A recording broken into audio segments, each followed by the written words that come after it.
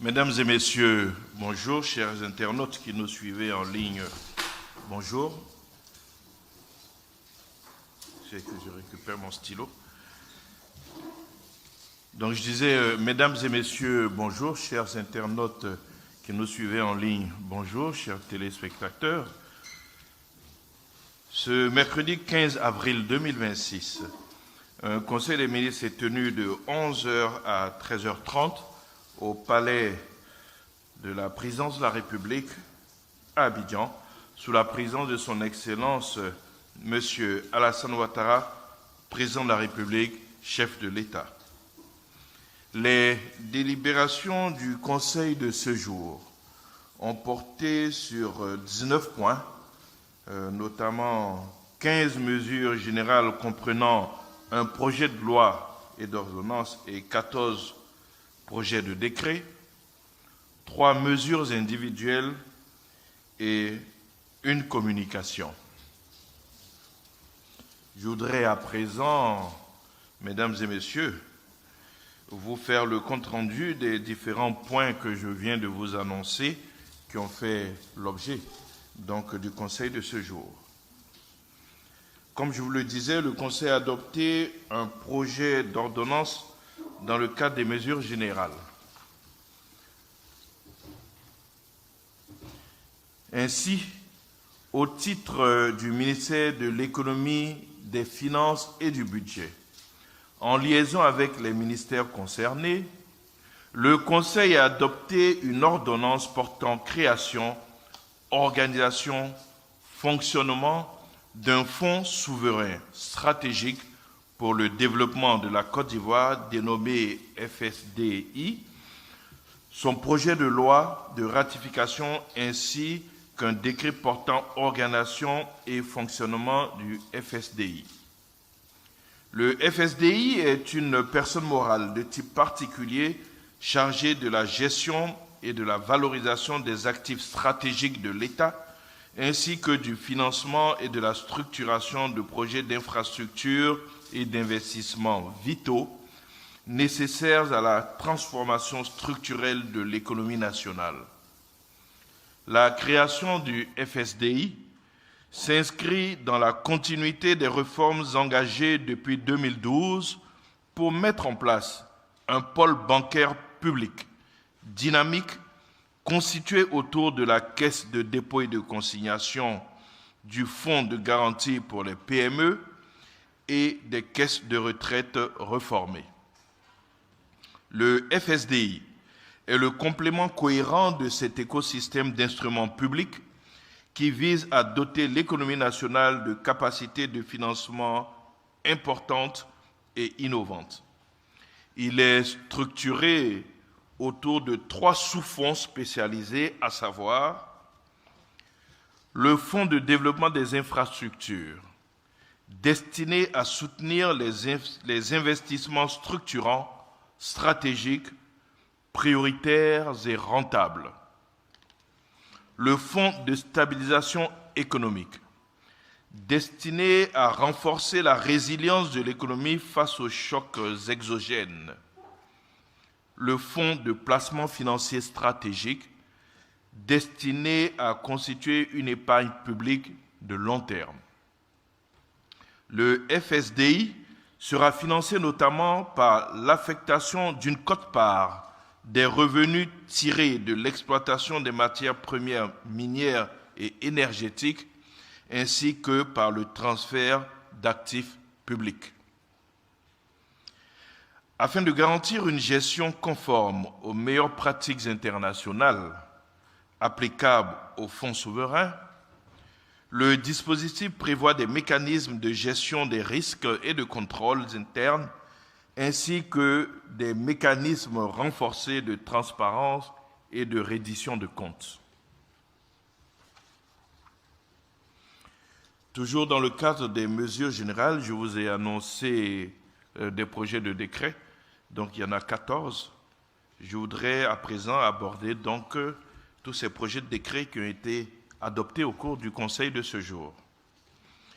Au titre du ministère des Mines, du Pétrole et de l'Énergie, en liaison avec les ministères concernés, Le Conseil a adopté un décret portant attribution d'un permis de recherche valable pour l'or à la société Angel Resources SARL dans les départements de Korogo et de Dikodougou.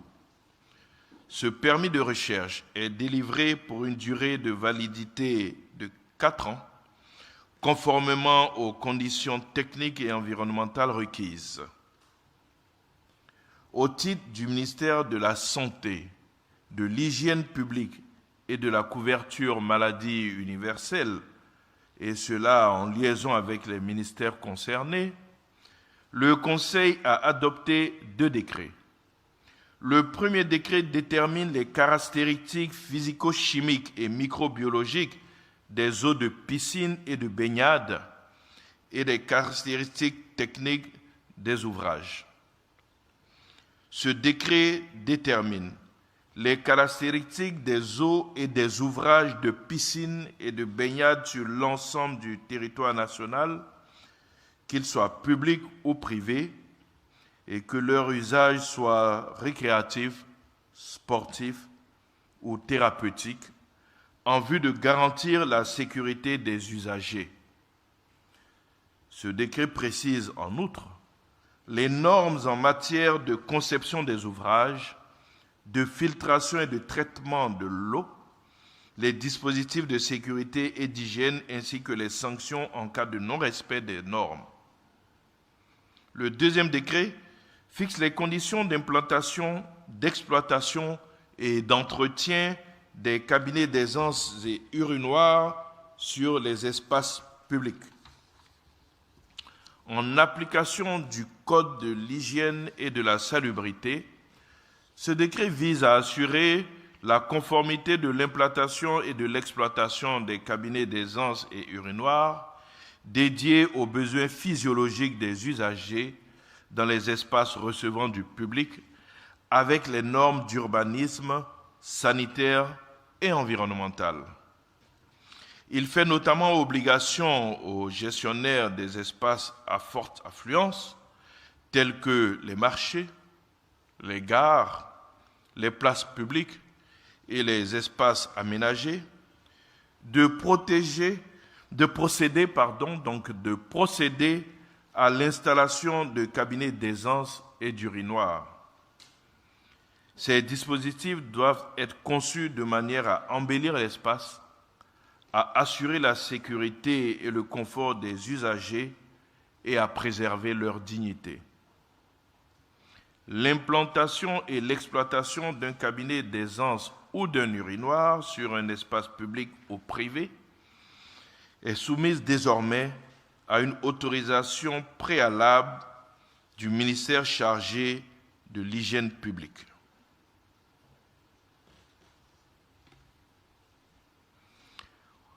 Au titre du ministère de l'Emploi, de la Protection sociale et de la formation professionnelle, en liaison avec les ministères concernés, le Conseil a adopté 11 décrets que je m'en vais vous citer. Un décret relatif au contrat de travail, un décret relatif à la durée du préavis de rupture du contrat de travail, un décret relatif au règlement intérieur, un décret relatif à la procédure de conciliation concernant le différend collectif du travail, un décret relatif au travail à temps partiel, un décret fixant les règles relatives au comité d'entreprise, un décret relatif au modèle du registre d'employeurs, un décret relatif aux conditions de logement du travailleur permanent par un employé, un décret relatif aux conventions collectives du travail, un décret relatif aux modalités d'exécution de l'obligation de l'employeur d'assurer un service de santé au travail au profit des travailleurs, et enfin un décret relatif aux mesures générales d'hygiène en milieu de travail. Ces 11 décrets interviennent en application de la loi du 20 juillet 2015 portant Code du travail. Dans la dynamique des principes généraux édictés par le Code, ils organisent concurremment les conditions du renforcement des droits des travailleurs, de leur participation accrue à la vie de l'entreprise et garantissent corrélativement les conditions du développement d'emplois productifs et décents, assurés en sécurité, en toute liberté et dans le respect de la dignité humaine. Je voudrais à présent aborder avec vous les mesures individuelles qui ont été adoptées au cours de ce Conseil et comme je vous l'ai annoncé, il y en a 3.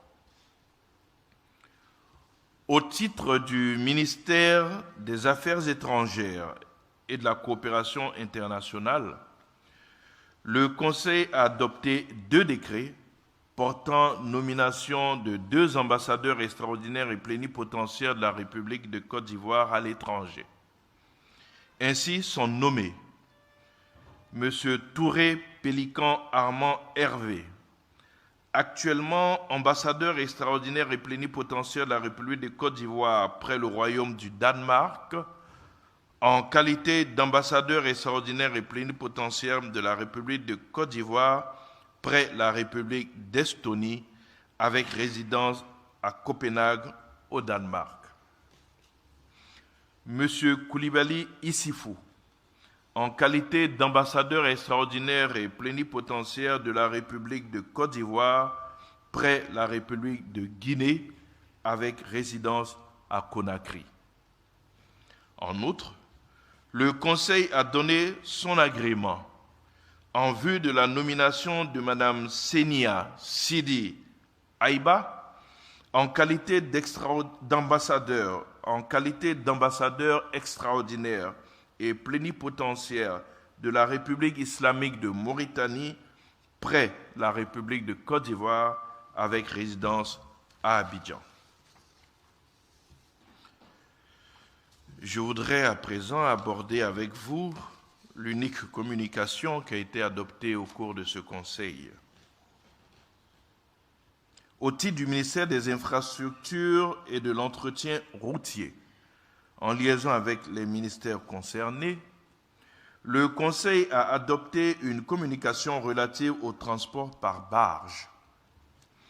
Dans le cadre de la stratégie de renforcement de la compétitivité du port autonome d'Abidjan, le Conseil a décidé d'introduire dans les eaux portuaires le transport par barge. Ce système de transport fluvial de conteneurs permettra de décongestionner durablement la zone portuaire et de fluidifier le trafic routier à l'échelle de la ville d'Abidjan avec la création de zones logistiques et d'itinéraires précis pour les camions poids lourds sans possibilité pour ceux-ci de traverser la ville d'Abidjan. Tous les opérateurs intéressés peuvent obtenir un agrément délivré par le ministre chargé des Transports conformément aux procédures en vigueur. Nous n'avons pas eu de point de divers au cours de ce Conseil. La date du prochain Conseil a été fixée au mercredi 29 avril 2026. Je vous remercie pour votre attention et je me prête bien volontiers à vos questions si vous en aviez.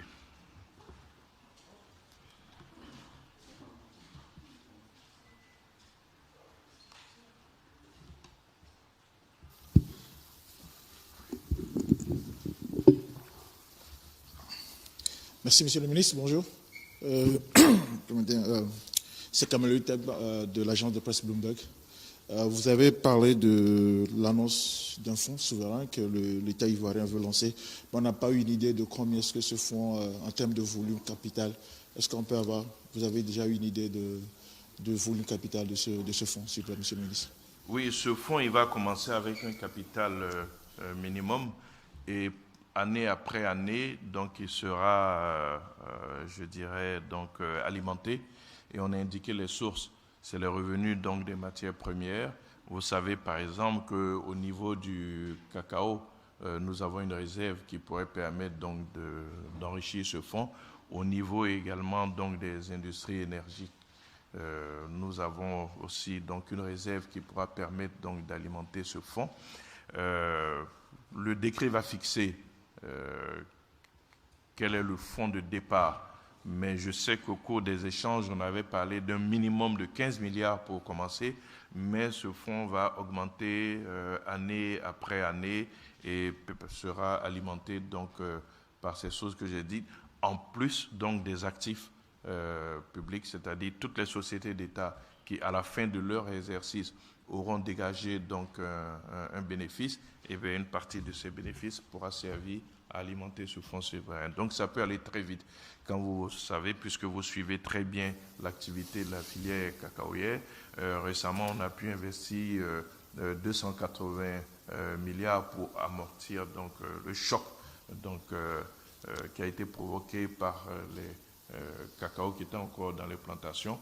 Je veux dire que c'est autant de ressources qui auraient pu alimenter ce fonds, et ça, ce n'est qu'une partie de la réserve. Donc, sans mettre en danger la possibilité donc, du Conseil Café Cacao de soutenir les producteurs en cas de choc, donc de baisse des cours à l'international, tout ce qui sera dégagé comme excédent pourra permettre donc d'alimenter ce fonds. Donc ça peut aller très vite. Mais ce que je sais pour avoir suivi les débats, donc c'est un minimum de 15 milliards, mais quand le décret sera pris, il fixera donc la barre de départ. Merci. Voilà.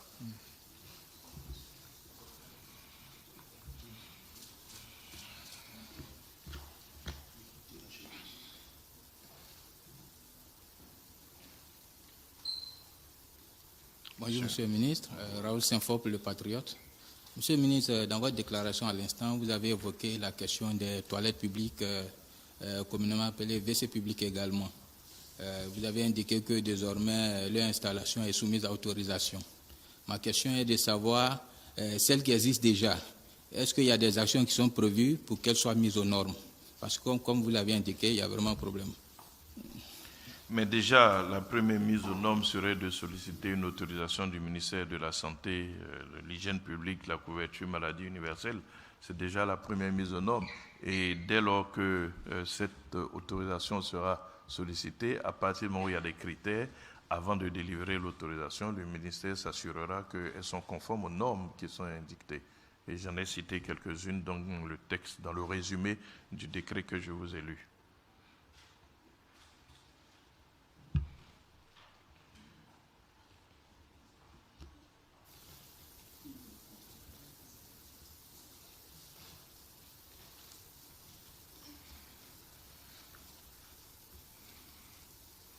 Bonjour, Monsieur le ministre. Raphaël Tano, Nord-Sud Info. Vous avez évoqué tout à l'heure le transport par barge pour fluidifier un peu le transport routier. Quelles seront les marchandises concernées par ce transport-là? Non, je ne peux pas vous dire la nature des marchandises. On a dit les conteneurs. Donc tous les conteneurs qui sont transportés par les gros camions qui sortent de la zone portuaire et qui parfois donc obstruent la circulation dans la ville d'Abidjan, et bien donc tous ces conteneurs-là pourront être transportés par barge, donc par voie lagunaire, afin donc d'atteindre des zones logistiques qui vont permettre leur évacuation vers des destinations définitives. Donc je ne peux pas vous dire exactement quel est le type de marchandise. C'est les conteneurs en général, et tout cela dans le but de fluidifier la circulation à Abidjan. Comme ça a été indiqué dans le résumé du décret, ça va permettre donc à ces camions-là de pouvoir atteindre leur zone de destination finale sans avoir à traverser la ville d'Abidjan.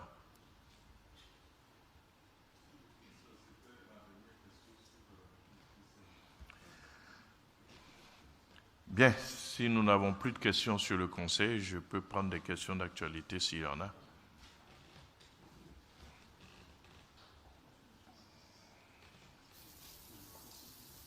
Bonsoir, Monsieur le ministre. Venant Saka, journaliste pour le quotidien L'Inter. Monsieur le ministre, le jeudi dernier, au siège du PDCI RDA, il a été procédé au lancement des activités marquant la célébration du 80e anniversaire de ce parti politique. Et à cette occasion, la présence remarquée et très appréciée du RHDP a été saluée de tous. Pendant son intervention, Maître Blessy Chrysostome, avocat du parti et président du groupe parlementaire PDCI-RDA, rejoint par la suite par le porte-parole des jeunes, ont plaidé en vue du retour sécurisé du président du PDCI-RDA, Tidiane Thiam. Monsieur Ibrahim Cissé Bakongo, secrétaire exécutif du RHDP, qui représentait le chef de l'État à cette occasion-là, s'est engagé à transmettre l'information au niveau du chef de l'État. Est-ce que cette démarche a été observée? Si oui, quelles sont donc les conditions qui seront prises en vue donc de ce retour dit sécurisé du président du PDCI-RDA? Ma seconde préoccupation est en relation avec le Parti des peuples africains, PPACI, qui organisera les 15, 16 et 17 mai prochains à Songon son congrès et sa fête de la Renaissance. L'année dernière, le site qui avait été choisi leur a été refusé au dernier moment. Est-ce que cette année, on doit s'attendre à pareil scénario ou bien le site de Songon pourra effectivement leur être délivré comme ils le souhaitent? Merci, Monsieur le ministre. Bien, merci bien pour votre première question. À partir du moment où vous-même vous avez dit que M. Ibrahim Cissé Bakongo représentait le président du parti, donc du RHDP, à cette activité du PDCI, souffrez qu'il réserve donc la primeur de son message au président du parti. Ici, je ne parle pas au nom du RHDP, je suis porte-parole du gouvernement et d'après ce que j'ai compris, c'était une activité d'un parti politique qui a invité des partis politiques et M. Cissé Bakongo y était certainement au titre donc du président du parti. Donc, il se fera certainement son compte rendu au président du parti et puis donc c'est lui qui pourra vous dire s'il a passé le message. Pour ce qui est d'un retour sécurisé, bon, je n'ai pas de commentaire à faire. Peut-être que Maître Blessy a des informations dont nous ne disposons pas, mais je l'ai dit ici à ce pupitre, M. Tidiane Thiam est un citoyen ivoirien libre comme tout autre. Il est libre d'aller et de venir, comme tous ceux qui sont hors du pays. Je l'ai dit ici pour d'autres leaders politiques. Ils peuvent rentrer dans le pays quand ils veulent, comme ils veulent. En tout cas, nous n'avons aucune connaissance de menace sur la sécurité de qui que ce soit. Donc peut-être qu'il faudra poser la question à Maître Blessy. Il pourra vous en dire davantage. Beaucoup d'opposants sont rentrés, y compris de nombreux cadres du PPACI. Ils mènent leurs activités. Certains ont même retrouvé les postes qu'ils avaient abandonnés et continuent de travailler. Donc vraiment, je ne sais pas de quoi il s'agit. Seul Maître Blessy peut vous en dire davantage. Pour la deuxième question, là, vous me demandez d'avoir une boule de cristal. Moi, je ne suis pas une autorité de Songon. Ceux qui peuvent accorder ou refuser un espace, ce soit les autorités préfectorales ou municipales. Il faudra peut-être poser la question donc, aux différentes autorités administratives et municipales de cette localité.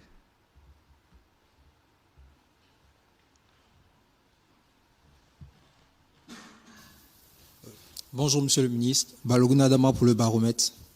Monsieur le ministre, la crise au Moyen-Orient a entraîné une pénurie d'engrais chimiques qui affecte les agriculteurs ivoiriens. Le gouvernement a-t-il prévu des solutions par rapport à ce problème? Et le 3 avril dernier, le lancement du rapport de l'indice d'ingérence de l'industrie du tabac a mis en exergue l'excellent travail de notre pays en matière de lutte contre le tabac, mais aussi permis de rappeler la non-application de lois prises, notamment le décret sur le conditionnement neutre, adopté en 2022 et dont la mise en vigueur était prévue 6 mois après. Qu'est-ce qui coince? Y a-t-il une pression de l'industrie du tabac à ce niveau quand on sait qu'en Europe, les industriels du tabac avaient été en justice pour tenter de contrecarrer cette disposition? Merci. Merci bien. Le gouvernement a anticipé sur la crise donc, au Moyen-Orient. Un certain nombre de mesures a pu être, je dirais, prises. Et à ce jour, vous avez remarqué que, contrairement à certains pays, au niveau de l'hydrocarbure, nous n'avons pas eu d'augmentation de coûts. Parce que nous avions bien anticipé donc, sur cette question. Nous avons de la même façon anticipé sur un certain nombre de questions qui font qu'on n'a pas pour le moment de choc inflationniste en ce qui concerne donc les produits de première nécessité, même si dans certains pays ça s'est déjà fait sentir. Il est vrai qu'il y a une crise aujourd'hui au niveau donc de l'engrais.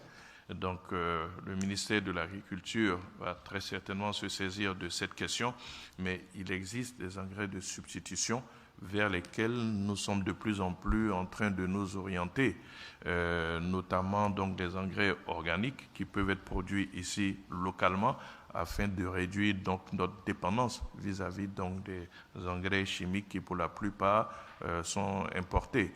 Donc il y a toutes ces mesures qui sont en train d'être mises en œuvre.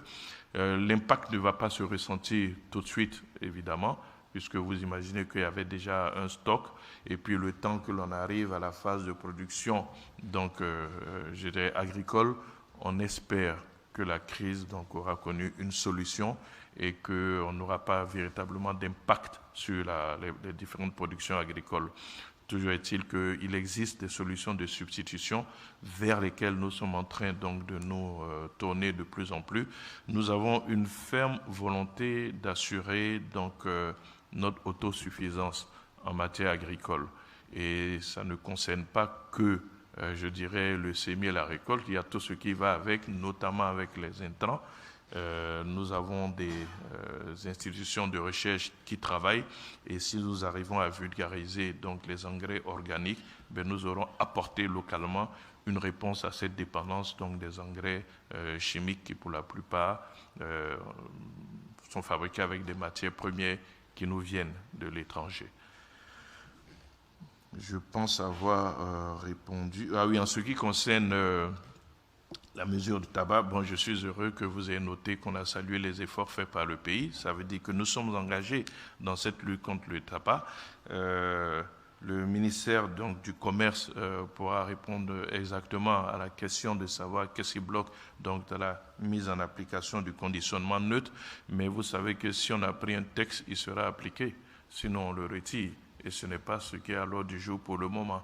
Donc, je ne peux pas vous dire exactement ce qui empêche donc l'application de ce texte, mais je ne crois pas que ce soit l'industrie du tabac qui fasse blocage. Sinon, l'industrie du tabac aurait réussi à bloquer toutes les mesures que nous avions prises antérieurement et qui concernent donc la lutte contre le tabagisme dans notre pays. C'est une question de santé publique. Le ministère de la Santé sait combien de personnes d'Ivoiriens meurent du fait du tabagisme, qu'ils soient actifs ou passifs, et ça coûte à l'État, donc et ça coûte certainement plus à l'État que de mettre en application donc des mesures telles que celle du conditionnement neutre, donc des paquets de cigarettes.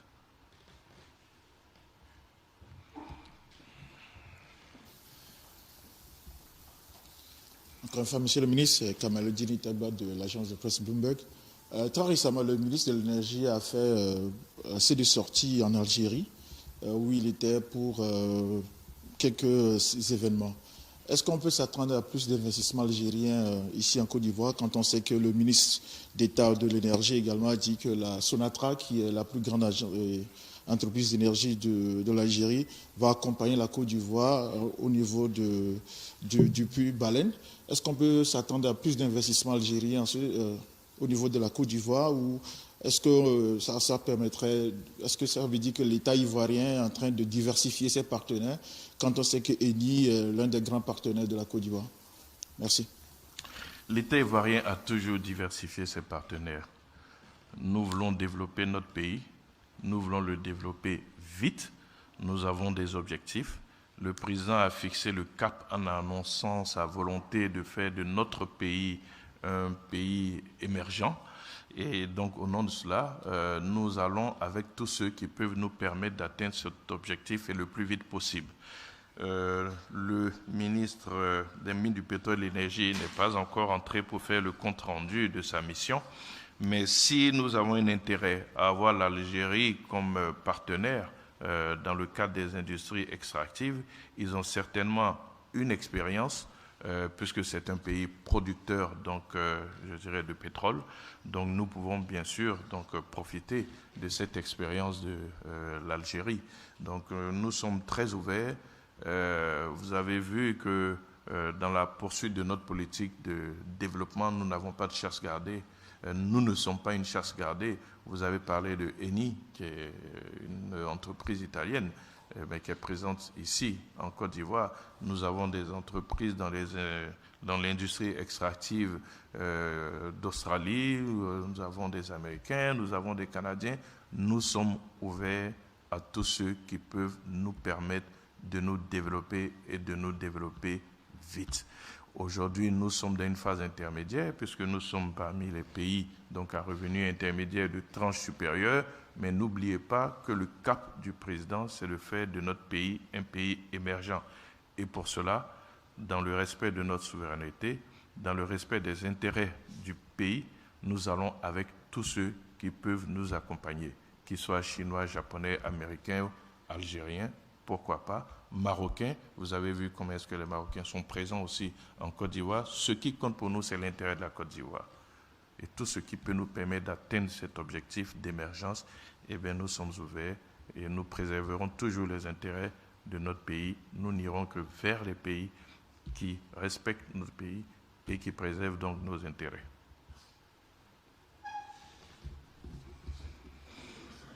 Il y a une relance. Monsieur Excellence. Oui, évidemment, aujourd'hui, tout le monde célèbre un peu le plan national de développement de la Côte d'Ivoire qui est à près de 114 000 milliards de francs CFA. C'est très intéressant. La question qui se pose, si la Côte d'Ivoire a cette vision, est-ce qu'au niveau des infrastructures, on peut avoir une idée de ce que vous avez, le gouvernement ivoirien, comme projet en termes d'infrastructures? Tout est dans le PND. Je ne peux pas vous dire ça de tête. Parce que ce développement que nous voulons pour le pays ne peut pas aller sans les infrastructures, qu'elles soient routières, portuaires, aéroportuaires, énergétiques, notamment avec donc la production d'énergie électrique. Nous avons traversé une période de crise, pas parce que nous ne produisons pas suffisamment d'énergie, mais parce que nous avions un souci avec le transport et la distribution de cette énergie. Ce problème est en train d'être réglé avec donc un plan d'urgence qui a été développé le plus vite possible, donc d'environ 32 milliards, j'en ai parlé ici. Il y a un programme plus vaste à l'échelle du pays. Donc on ne peut pas prétendre donc se développer sans investir massivement donc dans les infrastructures. Donc ce sera fait, mais tout est dans le PND, région par région, localité par localité. Donc vous avez un détail précis de nos besoins en infrastructure.